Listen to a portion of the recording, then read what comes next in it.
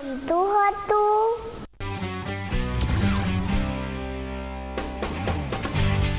ભણવું એટલે વાંચવાનું ઓછું ગમતું પહેલાં મને.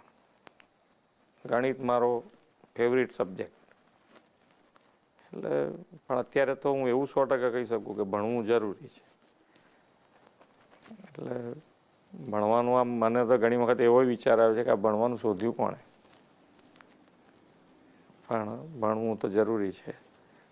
ભણવા માટે એટલે આમાં શું છે કે બે વસ્તુ, જ્યારે તમારો અભ્યાસ કાળ છે એટલે કે તમારી સ્ટુડન્ટ લાઈફ છે, તે બધી જ તમારે બીજા બધા વિચારો કર્યા કરતાં ભણવા ઉપર જ